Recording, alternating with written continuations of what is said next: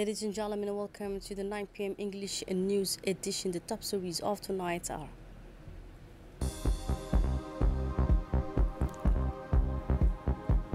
the new political season begins under the banner of Vision 2035, focusing on stability, modernization, and national unity. More than 72,000 students, pupils have returned to school as the new school year begins across the entire country. And on the international scene, since October, 348 Palestinians have died of hunger, highlighting the ongoing humanitarian crisis. Welcome back in our newsroom. This morning, President Ismail Omar Guelleh led the first government meeting of the 2025-2026 political year at the Palace of the Republic. The session focused on strengthening hard work, unity, and coordination across government institutions. During the meeting, the President of the Republic outlined a roadmap for the government's priorities and actions over the coming month. He emphasized the urgent need to address the severe drought affecting Djibouti and the wider region, a direct result of climate change. President Guelleh also highlighted the growing challenges facing the country, including globalization, geopolitical tensions, and ongoing economic and environmental crisis. He did not fail to congratulate former Foreign Minister of Djibouti, Mahmoud Ali Yusuf, on his recent election as the chairperson of the African Union Commission, calling it a reflection of Djibouti's strategic and leadership on the continental level. The president strongly condemned the genocide and humanitarian crisis unfolding in Gaza. He reaffirmed Djibouti's constant support for the Palestinians' cause. Finally, President Guelleh concluded by calling for greater coordination. During the session, President Ismail Omar Guelleh opened the new political season by welcoming his ministries back to work after a productive summer break. He also called for a better coordination among ministries. Let's read from the President of the Republic. Bismillahirrahmanirrahim. Alhamdulillah, as-salatu was-salamu ala rasulih al-amin, Sayyidina wa Habibina Muhammadin sallallahu alayhi wa sallam. Monsieur le Premier ministre, Mesdames et Messieurs les ministres, c'est avec un plaisir renouvelé que je vous retrouve à l'occasion. Mr. Prime Minister, ladies and gentlemen, ministers, it is with renewed pleasure that I meet with you on the occasion of this political return, after a summer break which I hope was beneficial to you and allowed you to recharge with your families, to take some distance and prepare yourselves to face the challenges ahead. I extend to each and every one of you my best wishes for success in this new season, and I pray to Almighty Allah that our action may continue to serve our fellow citizens. This return is always an opportunity, a moment to take stock of the road traveled, to review our achievement, but also to set a course for the coming months. It reminds us that the mission entrusted to us is demanding, and that we must always and again serve our citizens with courage, determination, and selflessness, always and again. We must continue to raise high the colors of our country on the regional and continental stage, as we have so ably done in the context of our country's accession to the presidency of the African Union Commission. This unforgettable event underlines, as we must emphasize, the recognition of the leading role our country plays in promoting peace, stability, and regional integration. It demonstrates the trust that Africa has placed in our country, in our diplomacy, in our commitment to unity and development of the continent. This new responsibility honors us but also binds us. It calls upon us to strengthen our leadership, to carry Africa's voice on the major issues of the day, to promote more ambitious and more united cooperation among member states. It also calls upon us beyond our continent to defend and carry the voice of those who live under oppression and terror. It urges us to continue advocating for our Palestinian brothers who are forced into exile and who, before their helpless eyes, see their women and children bombed, massacred, and trampled upon, just as international law is. At the regional level, persistent instability in the Horn of Africa, migration challenges, security threats, and geopolitical tensions require from us vigilance, solidarity, and the ability to adapt and anticipate. At the national level, we must continue with renewed determination the implementation of Vision Djibouti 2035, which remains our common goal. We must preserve and consolidating our country's political and financial stability for a stronger, more inclusive, and more resilient economy, an essential condition for any sustainable development. Reforms in public finance must be accelerated to strengthen domestic resource mobilization, but also to ensure greater and more effective mobilization of external resources. We must also move forward in modernizing our infrastructure with the commissioning of new port facilities and road corridors in order to reinforce and enhance the attractiveness of the Republic of Djibouti as the logistics and commercial hub of the entire region. The progressive digitalization of public administration must be accelerated for more effective, more transparent governance that is closer to users. It is in this spirit that we adopted the Digital Code, establishing the legal foundations for inclusive and secure digital governance, opening the way for innovation, digital entrepreneurship, and integrating our country into the digital economy. Above all, it aims to provide quality public services, improve the effectiveness of our public policies, and strengthen our citizens' trust in our institutions. That said, we know the road remains long and strewn with obstacles. The challenges before us are numerous and complex. We have experienced the consequences of climate change through the devastating drought that struck our region and deeply affected our populations. We managed to respond in a targeted, united, and coordinated manner. We must continue to act to provide solutions to drought in the medium and long term. The valorization of our natural resources, the preservation of our environment, adaptation to climate change, and food security are all priorities that demand from us resolute and coordinated action. Ladies and gentlemen, Djibouti's youth, who embody the future of our nation, must be at the center of all our policies. We must continue our investments in housing, education, and health, while strengthening vocational training, access to employment, entrepreneurship, and innovation. It is our duty to fight unemployment, especially among the youth, which remains a major concern today. We must offer our young people prospects for the future, recognize their talents, and support their initiatives. To achieve this, we must further accelerate the diversification of our economy to better combat poverty and reduce inequalities. We must also strengthen dialogue with civil society and the private sector. It is through consultation, listening, and proximity with our citizens that we will find the solutions to their expectations and needs. I invite you to strengthen coordination among your departments, to accelerate the implementation of priority reforms, and to ensure transparent and responsible management of public resources.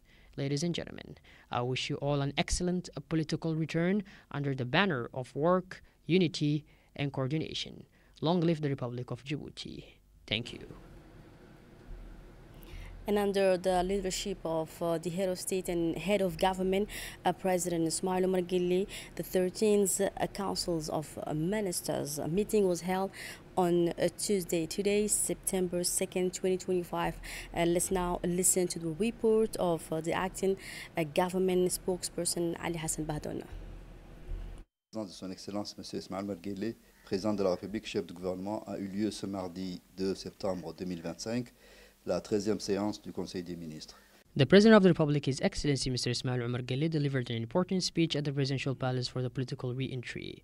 In his address, he extended his best wishes for success to the members of the government. He reminded them of our collective responsibility to serve our fellow citizens with courage, selflessness, and determination.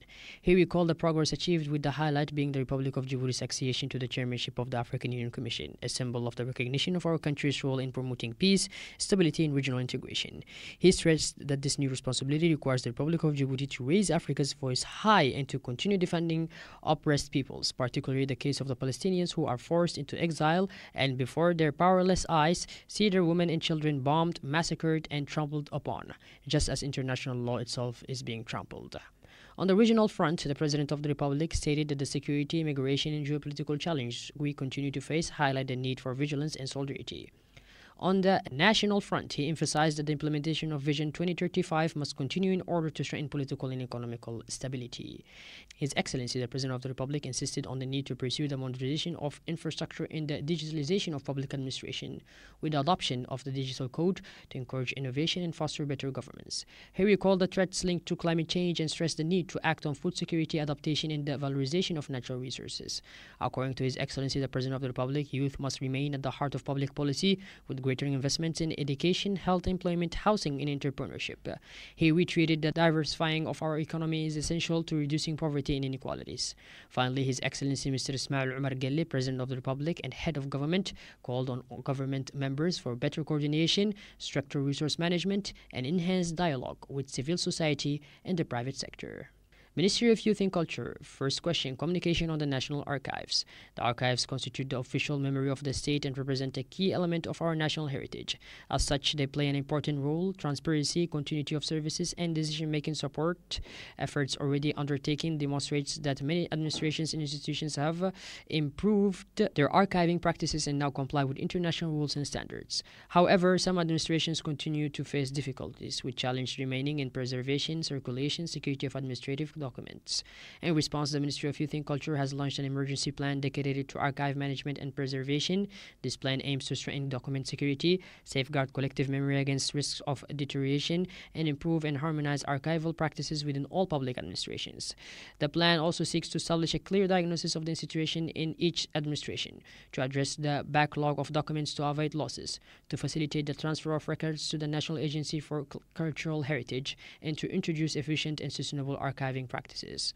The expected benefits include improved administrative efficiency through faster access to information, reduced costs related to clutter and storage, legal protection of rights, and enhanced institutional reputation through greater transparency and better preservation of collective memory. The plan builds on progress already achieved by several administrations and public enterprises and provides for a quarterly schedule of archive transfers running through December 2026. Minister for Infrastructure and Equipment. Second question, draft law approving the 2024 financial accounts of the Central Laboratory for Construction and Equipment.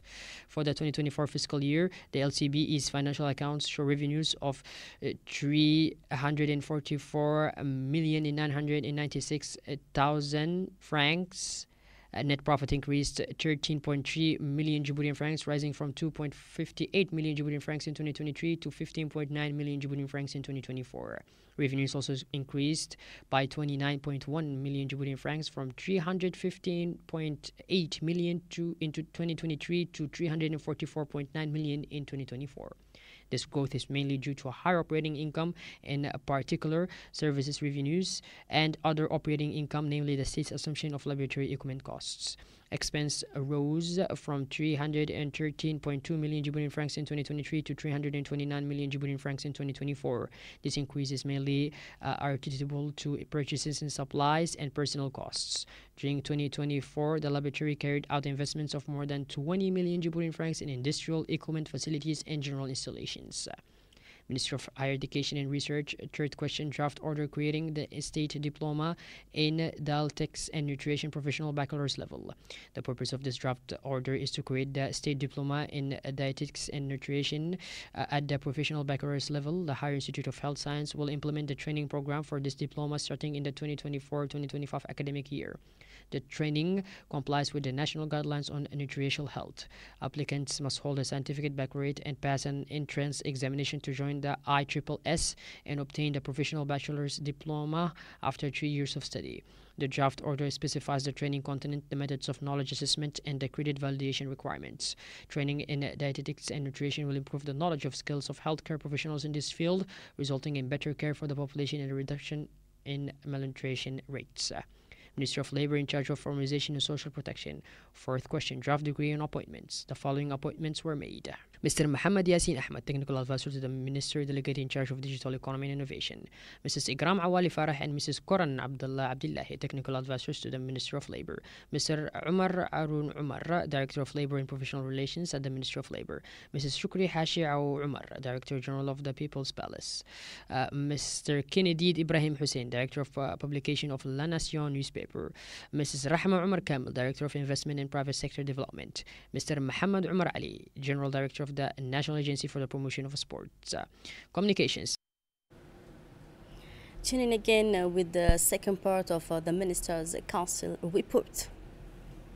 Affaires étrangères et de la coopération internationale, porte-parole du gouvernement. The Minister of Foreign Affairs and International Cooperation government spokesperson reported on his official visit to the Kingdom of Saudi Arabia from June 28th to 29, 2025. He presented a mission report on the 7th semi-annual coordination meeting between the African Union, regional economic communities and regional mechanisms held on 13th of July in Malabo, Equatorial Guinea. He also reported on his participation in the high-level international conference on the peaceful settlement of the Palestinian question and the implementation of the two-state solution held from 28 to 30 of July 2025 in New York, United States. The minister submitted a mission report on his participation in the 9th Tokyo International Conference on African Development held from August 20 to 2025 in Yokohama, Japan. He also reported on his participation in the 21st extraordinary session of the Council of Foreign Ministers of the Organization of Islamic Cooperation held on August 25, 2025 in Jeddah. He gave an account on his official visit to Somalia from August 28 to 30, 2025. The Minister of Agriculture, Water, Fisheries, Livestock and Marine Resources reported on the UN Public Service Forum held from June 23 to 26, 2025 in Samarkand, Uzbekistan. He also reported on the UN Food System Summit held from July 28 to 29, 2025 in Addis Ababa, Ethiopia. The Ministry of Infrastructure and Equipment reported on the World Forum on Transport Connectivity held from June 27 to 29, 2025 in Istanbul. The acting Ministry of Infrastructure and Equipment reported on the Djibouti Railway Company Day ceremony held from August 1st to 2nd in Addis Ababa. The Minister of Energy in charge of natural resources reporting on his working mission to China from August 26 to 31st, 2025. The Minister of Environment and Sustainable Development reported on the 5th session of the Intergovernmental Negotiating Committee on the Legally Binding Instrument of Plastic Pollution, including the marine environment, held from 5th August to 14. The Minister of Communication in charge of Posts and Telecommunications reported on the World Summit on Information Society held from 7th of June to 11, 2025 in Geneva, Switzerland.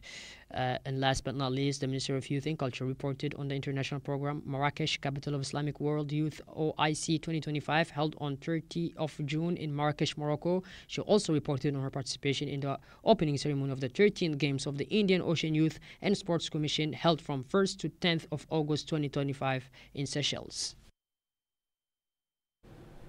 Moving on now to the next story, President of Somalia's Galmudug State arrives in Djibouti for official visit. The President of Somalia's Galmudug Regional State, Ahmed Abdikariye, also known as Korkor, arrived in Djibouti this morning, Monday. Upon his arrival at the international airport of Djibouti, he was warmly welcomed by the Minister of Foreign Affairs and International Cooperation, spokesperson of the government, Abdul Qadir Hussein Omar, the Minister of the Interior, Saeed Nuh Hassan, Djibouti's ambassador to Somalia, Mohammed Ibrahim Yusuf, and Somalia's ambassador to Djibouti, Salad Ali Gili. This visit aims to reinforce the relationship between Djibouti and Somalia's federal member states.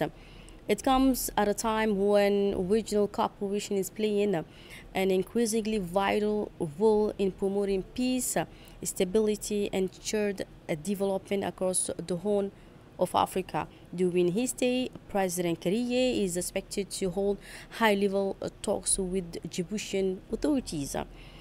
Back to school, 72,000 students return to classroom across Djibouti. This Tuesday, September 2nd, 2025, more than 72,000 students returned to school across the country. Among them, 42,359 are enrolled in primary school, while 29,886 are in the middle school. High school students, including those in general education, technical education, and vocational training, are set to return tomorrow, Wednesday, 3rd September. Welcome warmly by teachers and staff. Students reunite with their classmates in a joyful atmosphere, marking the official start of the new academic year.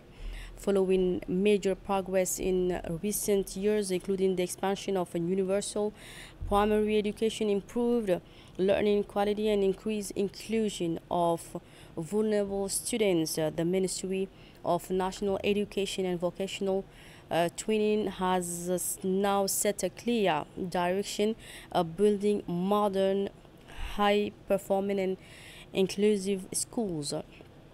key priorities for the 2025-2026 academic year. Quality assurance. Selected pilot schools will test a new system of internal evaluation and self-assessment to promote a culture of continuous improvement. Training and skills development. Teachers, administrators, and school leaders will benefit from enhanced training. The 2025-2026 school year officially began today, Tuesday, across Djibouti, with more than 72,000 students returning to classroom to ensure a smooth start and assess the conditions for both students and teachers. The Secretary General of the Ministry of National Education and Vocational Training, Mohammed Abdullah Mahyoub, conducted an inspection tour of several schools accompanied by senior officials of the ministry. One key stop was the Republic School, where he was welcomed by the head of basic education after first visiting it by primary school. The Republic School, inaugurated by President Ismail Omar Guelleh in January 2024, was built with support from JICA as a gift from the Japanese government to the people of Djibouti. With a capacity of 4,000 students, the school includes both primary and secondary school sections. This modern facility strengthens the country's ambition to achieve a universal, inclusive education for all children by 2029 as part of a transformative reform of the national education system. And during his visit, the Secretary General of the Ministry of National Education and Vocational Training engaged directly with the students, teachers, school administrators, and staff, emphasizing the importance of ongoing dialogue with those on the ground. In a separate message, the Minister of National Education and Vocational Training reaffirmed the strategic priorities for the academic year. Quality assurance. Pilot schools will launch a new internal assessment systems to promote a culture of continuous improvement, training, and skills development. Health. Now, Djibouti receive medical aid from Saudi Arabia to boost healthcare access. As part of ongoing effort to strengthen the brotherly ties and bilateral cooperation between the Republic of Djibouti and the Kingdom of Saudi Arabia, a formal handover ceremony took place this morning at the Camp Medical Supply Warehouse in the PK12 area. The donation, comprising 20 containers of medicines and medical supplies, was provided by the King Salman Humanitarian Aid and Relief Center. This support will reinforce, no doubt, the Ministry of Health effort to improve access to healthcare and essential equipment across the country. Upon arrival at the site, the Minister of Health, Dr. Ahmed Roble Abdullah, and the Saudi delegation were warmly welcomed by Dr. Hassan Abdurrahman, the Director General of the National Medical Supply Center, along with his technical teams. The ceremony was attended by the Minister of Health, the Secretary General of the Ministry, senior technical staff, Abdul Hadi Al-Otaibi, chargé d'affaires at the Saudi Arabia Embassy in Djibouti, and Mutaib Saud, representative of the King Salman Foundation, who traveled to Djibouti for the occasion. Earlier in the day, Minister Roble held a meeting with the Saudi delegation in his office, where discussions focused on strengthening health cooperation, particularly through impactful community-based projects. This partnership, let's recall, once again reflects international solidarity in support of public well-being and highlights the strong and distinguished relationship between the two friendly and broadly countries, Djibouti and Saudi Arabia. In his remarks, the Minister of Health of Djibouti praised the personal commitment of King Salman and expressed deep gratitude to the Kingdom of Saudi Arabia and its people for this generous gesture. He did not fail to explain that the donated medicines and medical supplies will be distributed primarily to the 5 interior regions before being dispatched to hospitals across the country. The minister also announced the upcoming arrival of a second shipment of 20 additional containers, highlighting the strong level of cooperation between the two countries in the health sector. Moving on to Dakhil now, Chief of Staff conduct inspection tour of Armed Battalion in Dakhil region. At 5:30 a.m. today, General Zakaria Sheikh Ibrahim, Chief of Staff of the Djiboutian Armed Forces, conducted a field inspection of the Armed Battalion station in Dakhil region. Upon arrival, he was warmly welcomed by the acting battalion commander, Lieutenant Colonel Mohammed Mahmoud Asowe, along with the honor guard assembled for the occasion. The visit began with a working session in the meeting hall, gathering officers and military unit leaders. The discussion between the General Zakaria Sheikh Ibrahim and Armed Forces focus on discipline, military dress code, personal availability, field readiness, and security issues affecting Dakhil and surrounding areas. General Zakaria Sheikh Ibrahim emphasized the need for constant vigilance and strengthening internal security measures, ensuring strict implementation of field instructions.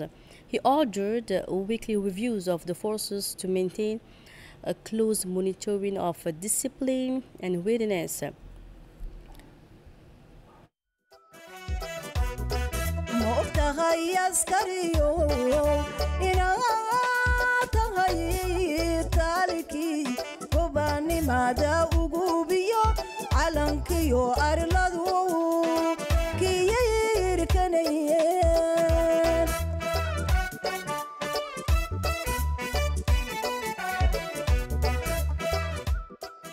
Regarding the security situation in the region, the Chief of Staff of the Djiboutian Armed Forces stressed that the primary mission of the Armed Forces is to maintain stability and protect the whole population. To achieve this, he issued a specific directives to enhance communication with local communities, highlighting the importance of engaging with men and women and children to build mutual trust and counter any attempt to destabilize the area. He also called for improved coordination with the civil authorities and other defense and security forces to effectively address recurring conflict over grazing and water resources, which remain source of tension in some areas. This visit aimed to boost the operational readiness of the Djibouti Army Forces and reinforce the military presence in sensitive parts of the national territory. Turning now to the regional and international news, over 1,000 deaths in massive landslide in Darfur, Sudan. More than 1,000 people have died in a huge landslide that destroyed an entire village in Darfur, western Sudan. The disaster happened on a Sunday in the village of Tersen near Jebel Mara and the Sunni area. According to reports, almost all the villagers, men, women and children, were killed except for one person who survived. Heavy rains have over the past week caused a landslide that flattened the village. Local authorities have called on the United Nations and humanitarian organizations for urgent help to rescue survivors and recover bodies. The governor of Darfur, Miniarko Minawi, described the tragedy as a humanitarian disaster that goes beyond the region. He also asked international group to act quickly, saying the situation is overwhelming for local communities.